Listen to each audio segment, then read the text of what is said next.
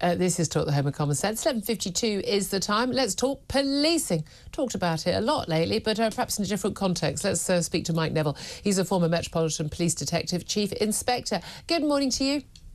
Good morning, Julia, from a snowy Staffordshire. Oh, we've been hearing all about stuff. I say my in-laws are there. A lot.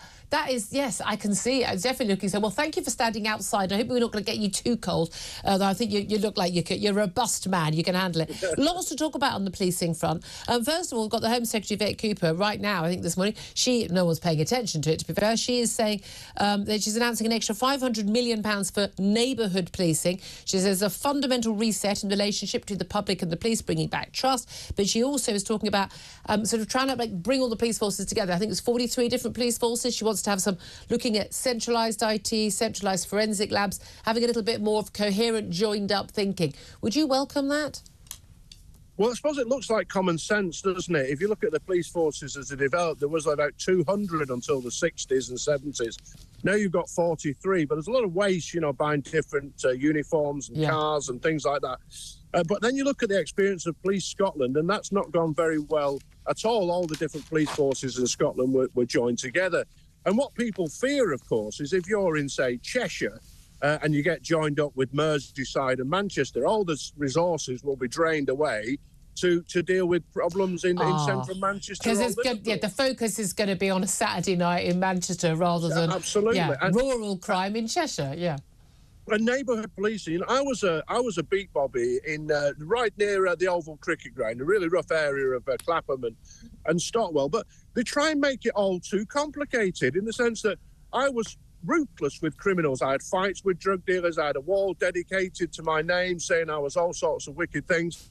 But I also run a local youth group as well, so I was sort of trusted. So, when I arrested the, armed robber's daughter, when I arrested the armed robber, he was, there's no fights because he knew I was a decent chap. Yeah. So they try and make this community policing really complicated. But what you had is, I used to live in Lambeth then. Most of the officers who police Lambeth will not live anywhere near there. Yeah. And it's almost like an army of occupation. So I had some skin in the game. I ran a local youth group. I lived there. But also that local knowledge and people recognising and going, oh, yeah, by the way, Mike, there's been a problem with, them at number 54. And just getting an idea and seeing, having a feel for a neighbourhood. I mean, certainly you don't see any of that now. I wonder if that's because everyone's focusing on the wrong things, like sort of non-crime hate incidents. We've seen that incident with Alison Pearson. They're now saying it's a criminal incident. Policing Minister has said that Dame Diana Johnson, that police should note online hostility in case it escalates into criminality, but guidelines for non-crime hate incidents need to be made clearer. She's talking about how important freedom of speech is, but we've got this ongoing issue with Essex Police investigating journalists for a tweet that she actually deleted within 2 hours, and yet we've got burglaries unsolved, we've got bag thefts, bike thefts, rapes, you name it, shoplifting galore, nothing being prosecuted, and yet the police spend time on that stuff. Have they got their priorities right? And especially when they're spending, I think, is it 15 million quid in the last few years on roles for diversity, equality, diversity and inclusion roles in UK forces, and it's gone up by almost a third in 3 years. Well, it's absolute nonsense, isn't it? I saw one of the biggest spenders, of course, was Devon and Cornwall police. Well, Cornwall, according to my stats, is 97% white. I think less than 1% of people identify as black or Asian in Cornwall. So what in God's name are Devon and Cornwall doing for that? And one of the biggest proponents of this is the Nottinghamshire Chief Constable, and she keeps banging on about diversity, but her force is one of the 3 in special measures because it's utterly failing. And I think, Julie, you know as well as I do that if you're white or black, gay or straight or whatever you are, all you want is a simple service from the police. You want to feel safe on the street. You want to feel safe in your home. If something happens, you want an opportunity that the criminals may be caught. At the moment, most people only report a burglary because they want a crime number. They only report it if they're insured. So if you're poor, you don't get insured, you don't report. The only thing you expect from the police is a crime number.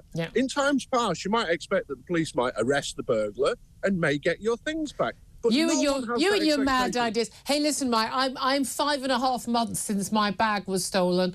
I provided CCTV footage of the guy and of the actual act of it being stolen. They've identified him. He was in prison, I believe out of prison now. Still haven't decided whether they're not going to even hand the file to the CPS and whether the CPS is going to press charges. 5.5 months on, got his identity, got video of the actual crime taking place. I mean, I don't know how much more I can do other than actually going round and feeling his collar myself. Well, it's truly shocking, isn't it? And no, it's not. It's not shocking anymore. Right, that's the awful thing. That's the problem, isn't it? So, I mean, to build trust and confidence, the police have got to go back to basics. Stop the nonsense. Yep. Stop recruiting. No one cares. No one's ever said to me, the officer who came to help me, I didn't like the colour of their skin or their sex or their sexuality. What they say is, I got a rubbish service. No one did it. My expertise, like you just mentioned there, is CCTV, catching criminals with images. I go to these different police forces. You know, they're identifying 7, 8, 9%. One police force are identifying 18% of criminals who capture on CCTV. And another guy said, oh, that's quite good. I said, no, it's rubbish. Yeah. It means 82% of people who are captured on CCTV are not identified. So the low expectation is absolutely terrible. And people have just lost faith in the police. And that impacts on trust and confidence. And we need to do better. You know, I offer my services. I don't come in here just to moan. I will come and help you catch some more criminals if that's what you want to do. I'll introduce you to my my local PC who's dealing with my case file. But there we are. Mike Neville, always good to talk to you. Get back in the warmth now. Former Met Police DCI. Sam Armstrong? I just despair. Do you know what he said? He said it right just at the start. When he was a police officer in Southwark, he lived in Southwark. Yeah. He was a local bobby. People knew who he was. Knew the area. He knew who the crooks were. He could deal with it. Instead, we've done into these hyper-professionalised, centralised services. No one knows anything. No one does anything. They're all too busy climbing the greasy pole. And also, and again, if you want to climb the greasy pole, you do have to pretend at least, or actually have certain political views, and you know, you want to be doing your rainbow lanyards and all of that and the Stonewall stuff. Genuinely, you're not getting ahead at all. You're not going to become a police chief unless you signed up to all of that stuff.